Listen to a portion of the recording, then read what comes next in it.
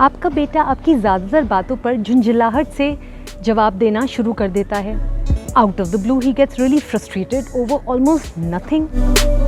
या जैसा कि एक माँ ने कहा, अचानक हमारा प्यारा बेटा सोचने लगा कि हम उसके पेरेंट्स लूजर्स हैं। ये मेरे लड़के को क्या हो गया है? It seems an alien has stolen my सन।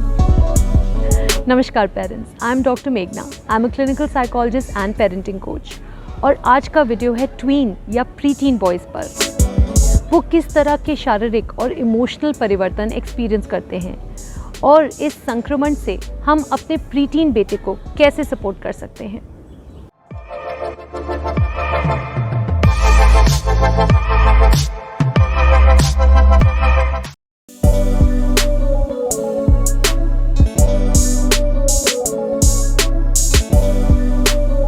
लड़कों में प्यूबर्टी या यौवन 9 से 13 साल की उम्र के बीच शुरू होता है।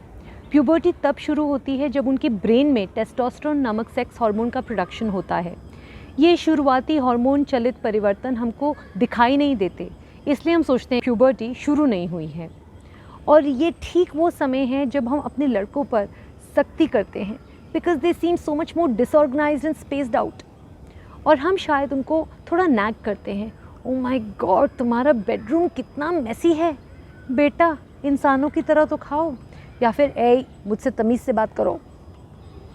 हम अपने ट्वीन बॉयज़ पर ये सोचकर सख्ती करते हैं कि ये उन्हें सुलझा देगा, जबकि वास्तव में उनमें इतने सारे चेंजेस हो रहे हैं, इतना कन्फ्यूजन है और उनको कोई आइडिया नहीं है कि उनमें क्या हो रहा है।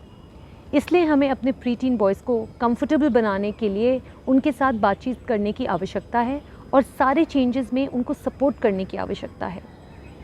अगर आपका बेटा लगभग 10 से 11 वर्ष का है तो ये शारीरिक परिवर्तन है जिनकी आप अभी से और कुछ अगले सालों में अपेक्षा कर सकते हैं। उसकी पीनस और टेस्टिकल्स का साइज़ बढ़ जाएगा। एक टेस्टिकल दूसरे टेस्टिकल की तुलना में ज़्यादा तेज़ बढ़ सकता है और उसकी ऊपरी त्वचा गहरे रंग की होने लगेगी। प्यूबर्टी के दौरान अंडर आर्म्स और प्यूबिक क्षेत्रों में बालों की ग्रोथ शुरू हो जाएगी। आपके बेटे को इन शारीरिक चेंजेस के बारे में प्रश्न हो सकते हैं। उसके साथ इन परिवर्तनों के बारे में पहले से ही बात शुरू कर दें, so that he isn't caught off guard by these changes. उसको बताएं कि ये चेंजेस प्यूबर्टी का एक इनहेरेंट हिस्सा है और इसमें शर्मिंदा और एम्बैरेस्ड होने की कोई बात नहीं है। जैसे जैसे हार्मोन्स बढ़ते हैं, आपके बेटे को अधिक पसीना आने लगेगा और बॉडी ओडर एक इशू बन जाएगा। हो सकता है आपका बेटा अपने शरीर की दुर्गंध को खुद नोटिस ना करे, इसलिए इस विषय को जेंटली अप्रोच करें। उसके लिए डिओड्रेंट लाएं और उसे बताएं कि रोज़ स्नान लेना उसके बेस्ट इंटरेस्ट में है। आपके बेटे के कंधे चौड़े हो जाएंगे और उसकी छाती की मांसपेशियां और भी परिभाषित हो जाएंगी। जब आप दोनों ये बदलाव नोटिस करते हैं तो इस अपॉर्चुनिटी को यूज़ करके उसको एक्सरसाइज करने के लिए प्रोत्साहित करें। इस उम्र में फिज़िकली एक्टिव रहना सिर्फ लाभदार नहीं, ज़रूरी भी है। प्यूबर्टी से गुजर रहे लड़कों के लिए इनवॉलंटरी इरेक्शन और वेट ड्रीम्स आना पूरी तरह सामान्य है, लेकिन ये आपके बेटे के लिए सबसे शर्मिंदगी का कारण हो सकता है।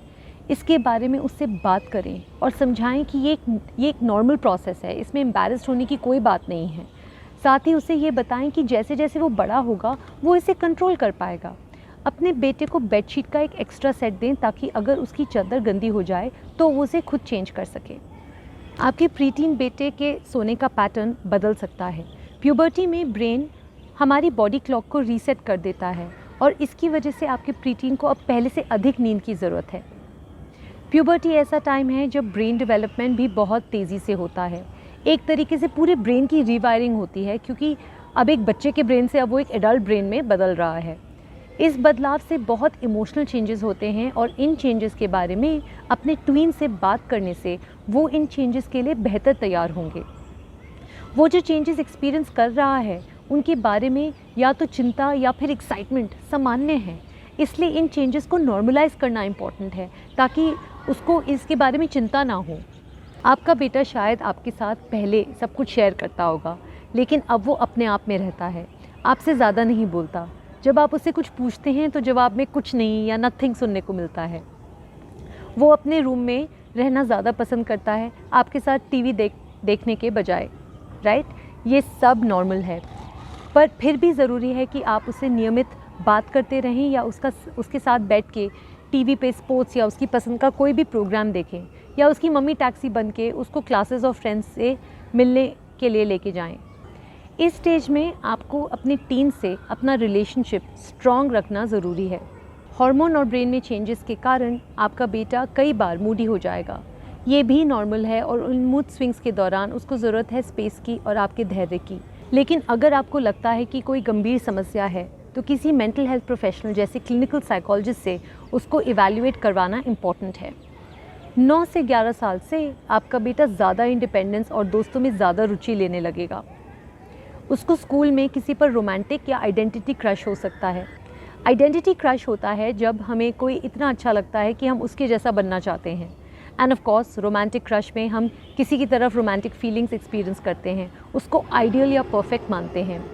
पर प्रीटीन ईयर्स में रोमांटिक क्रशेस लंबे समय तक नहीं टिकते, क्योंकि जब वो किसी को बेहतर तरीके से जानते हैं वो आइडियल्स टूट जाते हैं। पर आपके लड़के की स्ट्रॉन्ग भावनाएं रियल हैं, इसलिए उसके क्रश को सीरियसली लेना और उसका मजाक नहीं बनाना इज़ अ गुड स्ट्रैटेजी। हो सकता है कुछ प्रीटीन्स हेट्रोसेक्सुअल आइडेंटिटी से ना आइडेंटिफाई करें, उन्हें अपने आप को LGBTQIA पहचान करना मुश्किल हो, उन्हें फिट इन होने के लिए हेट्रोसेक्सुअल होने का नाटक करना पड़े। आपके प्रीटीन का सेक्सुअल ओरिएंटेशन कुछ भी हो, आप सम्मानजनक रिलेशनशिप्स मॉडल कर सकते हैं अपने पार्टनर, फैमिली और फ्रेंड्स को एम्पैथी और रिस्पेक्ट से ट्रीट करके। प्रीटीन एक ऐसा समय है जब आपके बेटे को बहुत गुस्सा या कन्फ्यूजन महसूस हो सकता है, पर ये इसका संकेत नहीं है कि आपका प्यारा बच्चा किसी हॉरिबल इंसान में बदल रहा है। ये इसका संकेत है कि वो आपसे बहुत प्यार करता है और आपको अपना सेफ स्पेस मानता है अपनी बिग हार्ट फीलिंग्स को एक्सप्लोर करने के लिए। वो आपको दूर करने की कोशिश करता है because he is beginning his journey to manhood, लेकिन फिर भी ये जानते हुए कि आप उसके सहयोगी हैं, उसके साथ चलते रहें। Practice kindness and don't sweat the small stuff. अगर आपको ये वीडियो पसंद आया तो मेरा चैनल द थेरेपिस्ट मॉमी को सब्सक्राइब करना ना भूलिएगा। Thank you.